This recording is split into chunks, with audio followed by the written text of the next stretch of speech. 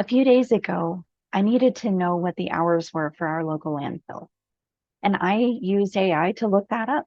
That small shift in how we search for information is changing how your website needs to work for your business. Hi, I'm Appy from iCode Happy. I'm a website and data advisor. My goal is to help you as a small business owner get a website that works for you and for your business. I'm recording this video on the first day of August, 2025, and we're going to go back to website school. Like I said, websites are changing. The world in general is changing. How we access information and search for information is changing so quickly with AI and other changes in technology. So we're going to go back to website school, and I'm going right along with you. I'm learning as well because things are changing so quickly that we're all having to figure out what's the same and what's changing.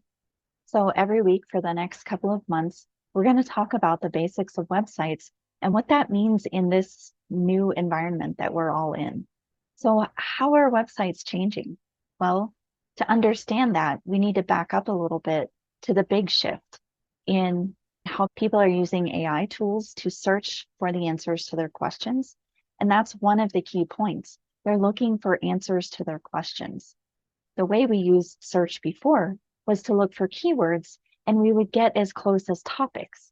And then we would go to the websites on those topics and try to learn more. Well, now we can ask our questions, and AI can search within the website and show us the answers to our questions. Then we can go find the source if we want to. What that means is that instead of people finding us through a Google search or maybe through social media, AI is finding our websites first. And when AI shows a summary of the information on our website that's an answer to a question, then maybe nobody clicks to our website, even though our information has been helpful to them. That shift seems small, but there's a lot of people who've been talking about a zero-click world for a while now. And it's going to be critical that we as business owners learn how to exist in this kind of environment and how to still market and make our businesses work with this kind of environment where maybe we get impressions, but we don't get clicks. When I needed to find out what hours the landfill was open, I searched for landfill hours and the name of my community, and I got an answer right away. I like to double check AI, which means that I clicked on the source and I went and read the page. But what I didn't do is I didn't go to Google, search for the county website, click on the website, and then click around in the website on the different pages and scroll looking for the hours for the landfill. I went straight to AI, typed in my question, got an answer, and then double checked it. So that change in how we're looking for information is going to affect how we're using websites, which means we as business owners need to change how we set up our websites to be used. Have you started using AI to search like I did? Let me know in the comments. So what this means is a shift not only in our websites, but in how they're being used in our business.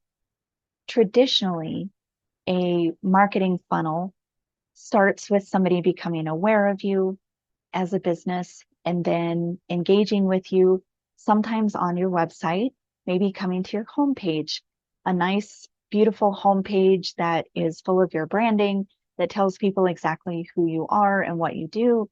And then hopefully they move through the website like you have designed for them to do as they continue on their journey getting to know you and maybe becoming your customer or client. Now that people are using AI to search, your website may fill its role a little bit differently. And what that may look like is your website still provides information that AI pulls from. So it may be more top of funnel, so to speak. One of the first things that your client or customer encounters is that information from your website, but through AI. And that changes how they interact with that information. For the human user of your website, your website may move closer to quote unquote the bottom of the funnel. In other words, your visitor may be in your ecosystem longer in other parts of your online presence. Maybe they get to know you through searching for a particular topic that your website has a lot of content for on AI. Maybe they find you on social media and get to know you that way. Maybe your YouTube channel. But the point is that they're in your ecosystem for longer before they come to your website. And the website, at this point anyway, is a little bit closer to what we call conversion. They are learning about you, learning about your business, and then they want a solution, whether that's signing up for your newsletter to find out more about what you offer and stay in touch, whether that is booking a call with you or making a phone call if you're a local business. Maybe that is actually purchasing something from you, but they may not come to your website until they're closer to ready to taking some kind of action on your site. So now websites need to be built for AI and giving the answers that humans through AI are looking for, and for humans who are ready to take some action with you. So that duality needs to be considered as you maintain your website, maybe even as you're building or rebuilding your site, to think about these things as you keep your website going for your business. The same information needs to be on our websites because AI can't search and find it if it's not there. So we still need to have all the information on our websites, but we're going to interact with that information a little bit differently, which means the website needs to reflect that. Let me know if you have questions about this in the comments. So one thing I've seen a little bit of debate about lately is the design of a website. Some people think that continuing to focus on your homepage, putting the maximum amount of branding and your personality into the website, especially the homepage, is still the way to go. I personally feel like a pixel perfect website with all of your branding is going to take a little bit of a backseat to some other design features. Things like super efficient and clear navigation, things like very easy conversion, the ability to take the action on your website. Those things are going to be a lot higher priority, which still takes very careful design, but in a different way. My friend Thea over at Cowgirls Over Coffee made a comment the other day that I love. She said, websites now need minimum viable branding. And I love that phrase because what it means is that for the visual part of the website, you need to make sure that it has a touch of you and your brand and your personality on your website in the visual part, but just enough to let people know that, yes, they're in the right place. This is the same place as they see you on social media and other places that you are on the web. And I love that phrase because I think it really helps clarify what the goal of a website should be at this point now.